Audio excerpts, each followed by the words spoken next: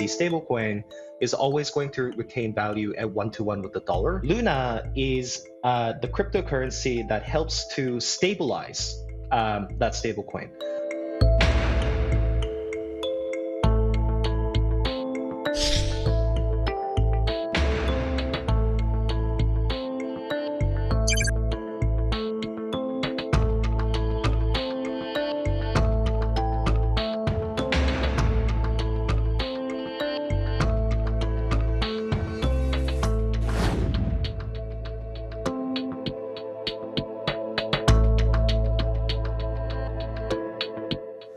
증권범죄 합동수사단 부활, 그리고 테라 루나 폭락 사태, 이게 어떤 연관성이 있는지 지금부터 설명 들으시면 이해가 잘 되실 겁니다. 박영미 경제평론가가 나오셨고요. 임찬종 SBS 법조팀 기자 계속해서 자리합니다. 어서 오십시오. 안녕하세요. 테라 루나 사태 화면에 잠깐 나왔습니다만 정확하게 뭡니까? 가상화폐죠? 가상화폐죠. 예. 그리고 테라라는 가상화폐는 무조건 미국 달러, 1달러의 가치를 유지하게 하겠다. 이걸 받쳐주는 상호 보완의 작용을 하는 게 바로 루나라는 가상화폐다. 그러니까 애초에 이 굉장히 금융공학적으로 설계가 돼 있는 건데 테라, 루나 둘 다 실체가 없는 이른바 가상에만 존재하는 그 무엇이에요. 그런데 사람들이 왜 여기에 열광했느냐, 두 가지 구조가 있습니다. 네. 한 가지는 현금을 주고 테라를 사서 앵커 프로토콜이라는 데 맡겨두면 예. 연이자를 20%씩 쳐줬습니다. 20%요? 20%. 예. 그런데 이걸 현금으로 얹어주는 게 아니라 그에 해당하는 만큼의 코인으로 바꿔서 얹어줬거든요. 그러니까 예컨대 내가 100테라를 샀다. 그러면 그 예치돼 있는 일종의 계좌에는 120개를 얹어주는 것과 마찬가지인 효과가 있는 거죠. 이렇게 되면 만약에 가치가 유지된다 혹은 상승한다라고 치면 코인 값은 코인 값대로 올라가고 이자는 이자대로 받을 수가 있으니까 그쪽으로 자금이 유입이 되지 않겠습니까? 그래서 여기에서 이 구조가 근본적으로 테라라는 것에 대한 수요를 유지하는 그런 구조가 되었고,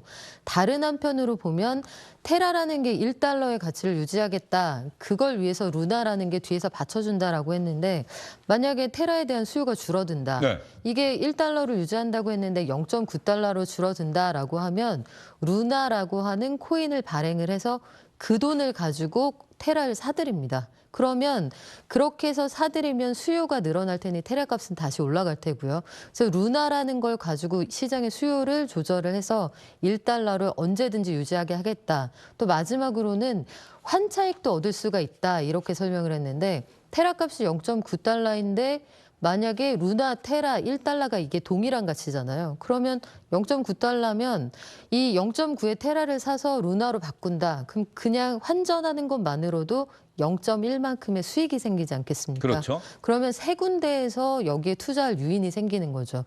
근데 이 시스템이라는 건 코인 값이 계속 올라간다는 전제 하에, 그리고 그래서 이걸 보고 새로운 투자자가 유입된다는 전제 하에 유지가 되는 것인데, 이런 구조가 코인 시장이 어려워지면서 슬슬 무너지기 시작을 하고 4월 이후에는 이 구조가 어떻게 가능하지에 대한 근본적인 질문을 던지기 시작한 거예요. 그러니까 작년까지는 20%씩 이자도 주고 이 시스템이 견조하게 유지가 되어 왔는데 코인 시장이 올해 들어서 좀 어려워지고 나서 보니 테라든 루나든 수익을 발생시킬 수 있는 구조가 없는데 기존의 투자자들에게 어떻게 20%의 이자를 줄 수 있느냐, 여기에 대한 의문이 생기면서 테라 값이 좀 떨어지기 시작했고 처음에는 회사가 방어를 했습니다. 지금 저희가 시계열로 보여드리고 있는데 아니 저게 12일 만에 저렇게 될 수가 있습니까? 그렇죠. 10만 원이 넘다가 지금 0.3926원이요?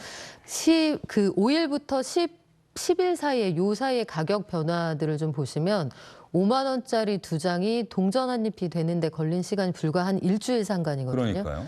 이 등락폭이 어마어마했다는 거고 결국 여기에서 우리가 얻게 되는 그 굉장히 뼈아픈 교훈은 코인 시장은 믿음의 시장이라는 거죠. 그러니까 서로의 믿음이 유지해왔던 이 시장에서 이게 아무것도 아니네라는 의심이 번지기 시작하면 부루마블에서 거래하게 되는 그 씨앗은행 지폐하고 다를 바가 없는 상황이 예. 된다는 걸 이번에 보여준 겁니다.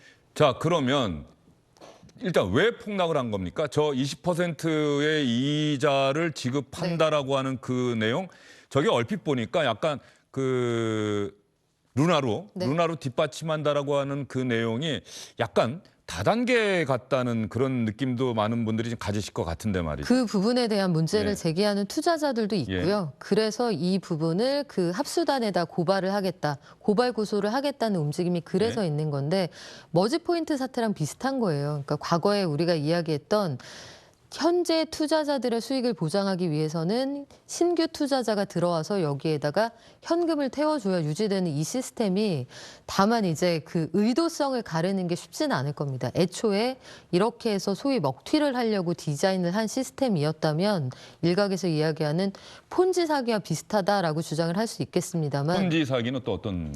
폰지 사기가 지금 말씀드린 예. 그 구조인데요. 그 뒤에 사람 돈을 가지고 앞에 사람에게 수익을 얹어주면서 투자자를 계속 모아가는 거죠. 예. 그래서 이 구조를 유지를 하는 건데 만약에 신규 투자자가 끊긴다. 그러면 모두가 굉장히 어려워지는 그런 상황인 건데 의도하고 이 시스템을 만들었느냐 아니면 갑작스럽게 투매가 일어나면서 감당할 수 없는 상황이 되었느냐는 사실은 이제 조사와 수사의 영역입니다. 그 부분에 대해서 그 루나 테라를 만들어낸 그 권도영 씨 측은 뭐 전면 부인을 하고 있는 상황이고 가격 방어를 위해서 내가 가지고 있는 자산도 팔아서 열심히 노력을 했는데 안 됐다라고 하거든요. 아까 보니까 아주 젊은 대표더라고요. 그렇죠. 예. 30살에 이제 이런 그 시스템들을 고안해냈다 해서 뭐 애플의 그 기술 인력 출신이기도 예. 하고요.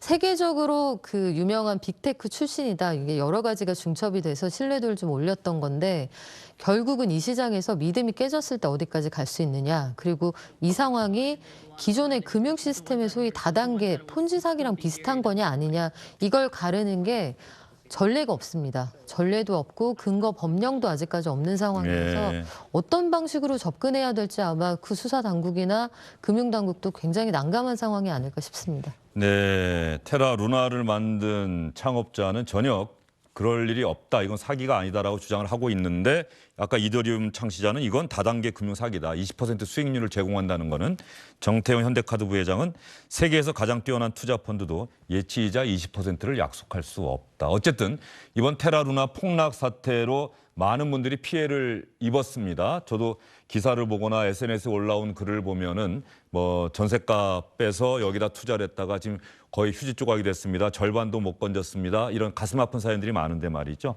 이 피해자들이 조금 전에 서울 남부지검에 고소장을 냈다고 하는데 한번 들어볼까요? 어떤 이야기를 하는지. 다들 아시다시피 엄청나게 다수의 피해자가 발생했고 사건 초기에 신속하게 수사가 진행되어야 증거를 확보할 수 있기 때문에 저희도 조금 서둘러서 고소고발하도록 하게 되었습니다. 오늘 고소장을 제출하고 저희가 법적인 조치를 취하는 고소인의 숫자는 피해자의 숫자는 5명입니다.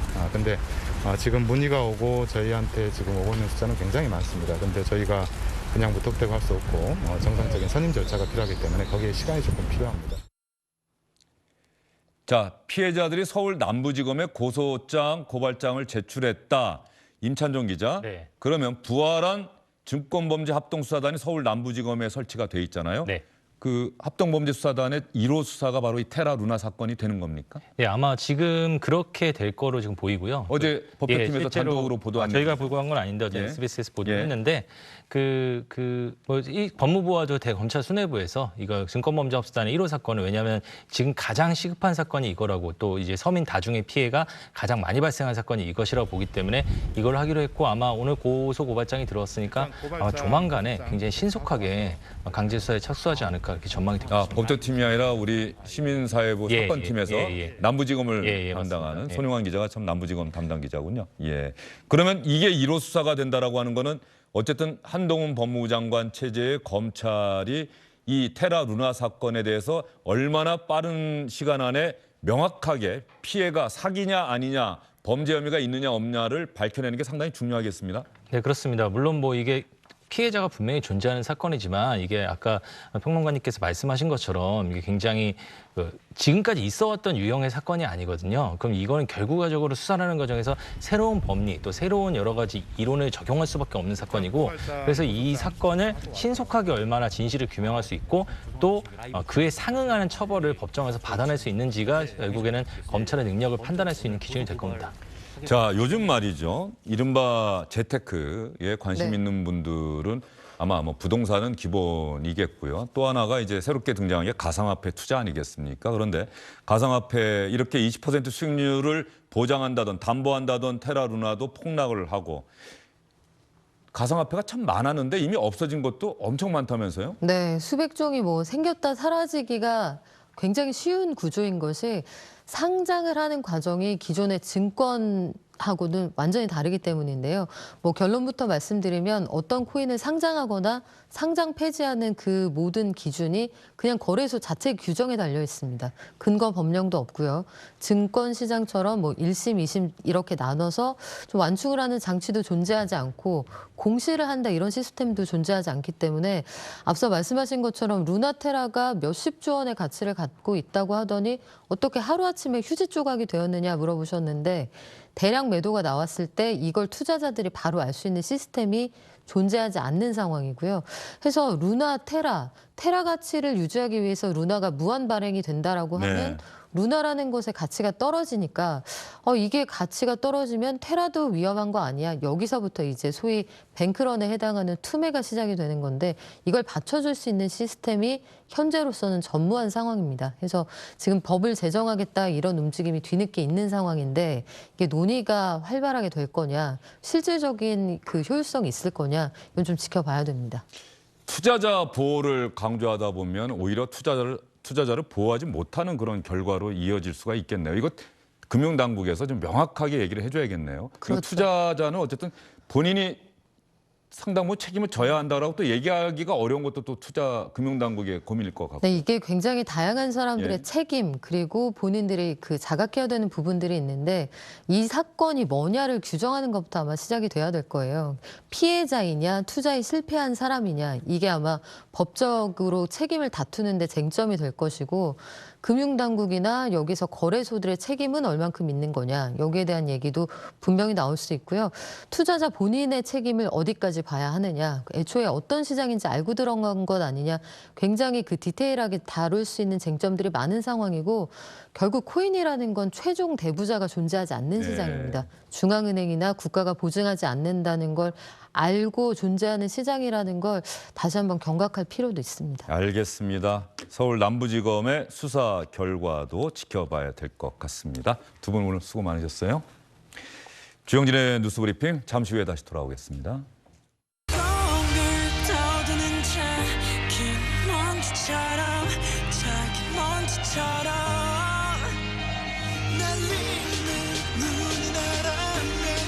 네, 주영진의 뉴스브리핑 요즘도 정치권 소식을 참 중점적으로 여러분께 전해드리고 조금 전에는 또 테라루나 폭락 사태까지 여러분께 전해드렸습니다. 소식 전하면서 아마 여러분들 가슴속에는 답답함 이런 것들이 좀 많을 것 같은데요. 어쨌든 지금은 아름다운 봄날입니다. 5월입니다. 계절의 여왕이라고도 하지요. 자, 오늘도 시간 내셔서 주변의 봄꽃들 보시면서 조금 더 힘을 내시는 그런 시간 꼭 가지셨으면 좋겠습니다. 주말과 휴일에도 마찬가지입니다.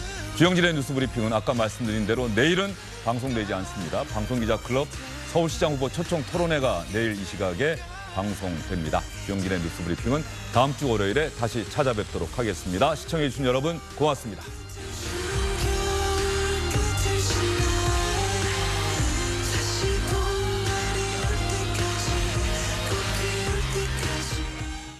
안녕하십니까, 주영진입니다. 더 많은 뉴스와 라이브 이벤트를 보고 싶으시다면 화면 오른쪽을 눌러서 구독해 주시기 바랍니다. 저희 SBS 앱을 다운로드 받으시면 뉴스 속보 알림도 받아보실 수 있습니다. 텔레비전으로도 SBS 뉴스, 유튜브로도 SBS 뉴스 잊지 마시기 바랍니다.